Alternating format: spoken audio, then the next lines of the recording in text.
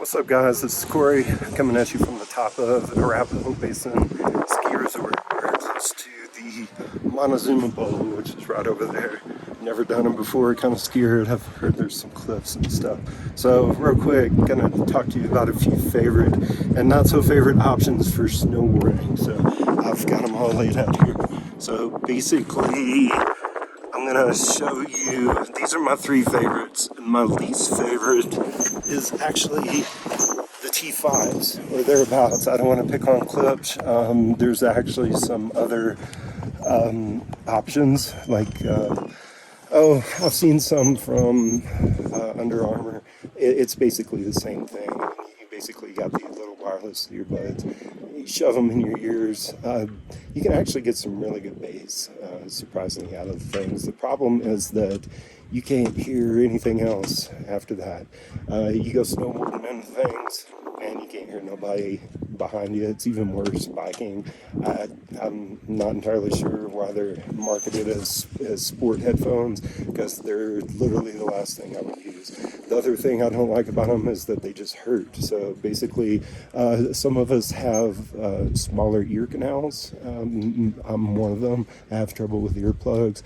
Those things, even with the smallest insert, you shove them in my ears, and man, 5 minutes later, at the most, I mean, I can't stand to keep them in there. So the next best thing, which gives you similar functionality but isn't quite as bad, is these neck bands. So I really like these. Clips makes them. I mean, the cool part about those is that you can just let them dangle. So basically, you can shove them in your ears. But if you're in a situation where, people may be around you, you don't have to just totally cram them in your ears. You can still hear ambient noise. And the cool part is that even if you have big fat gloves like that, you can just pull them out and you're not going to lose them. With the T5s, if you did that, they're just gone, So anyways, another popular option is actually the helmet inserts. So basically, if you get any kind of modern helmet, they're going to have these little inserts right here. So let's see if you can see them. So here's one of them. This is a cheapy pair. This is like a $35 pair of headphones. So basically, you just shove these in there, and you can't see them anymore.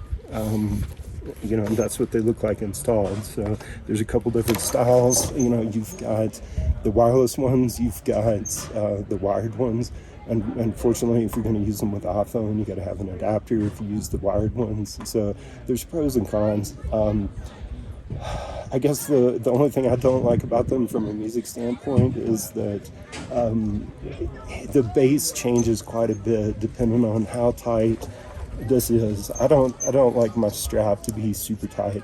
So basically, if the difference in the bass between a super tight strap and a not so tight strap is actually pretty big. So you can actually feel them, but it's minimal discomfort. So these are probably the most popular.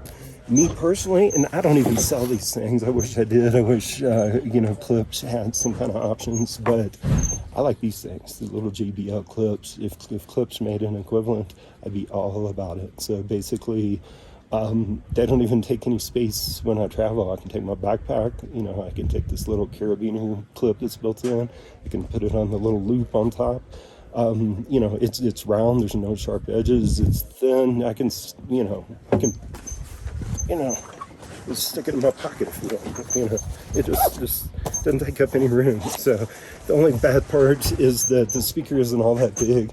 When you do crank up the bass, when you do crank up the volume, there is somewhat of, it really gets to move, and there's a lot of vibrations. So that's not so good. It is an open air speaker. It's not like it's enclosed in your ears. So you can hear a struggle sometimes, but if you're just listening to background music, or if you're listening to, Jack Johnson like we do on the beach. I mean, we take to the Sweet Beach all the time. It just doesn't take up any space. The closest Clips equivalent is the you know, that little heritage groove, which it's super cool. I don't want to take anything away from it. When you're doing stuff like this, about your only option is to actually throw it in a backpack and hope you don't wreck.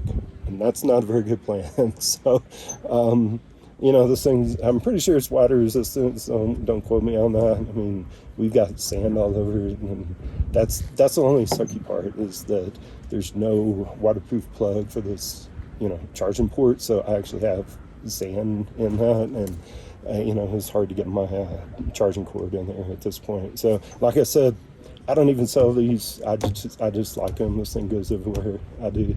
But yeah, looking at the helmet options, I don't, honestly, I haven't had this pair very long. There's some higher end options that are closer to 180, 200 bucks that should be a lot less harsh than the ones I have. So anyways, that's about all I got for now.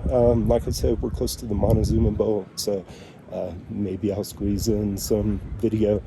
I actually totally forgot my GoPro, which I'm disappointed in myself, so we'll just do this on my phone and see how it goes. Anyways, talk to you in a few.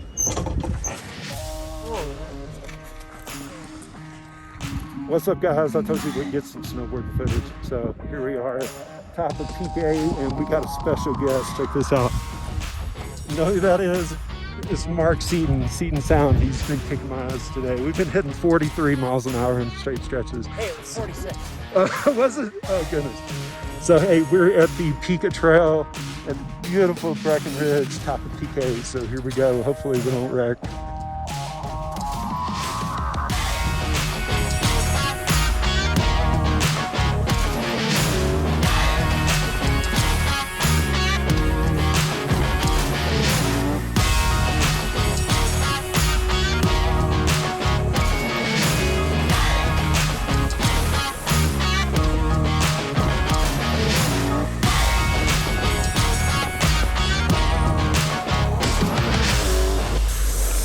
Now my legs are tired.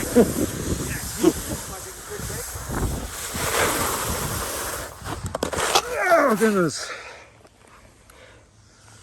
Is that fun or what? Yes, that's a long top to bottom there.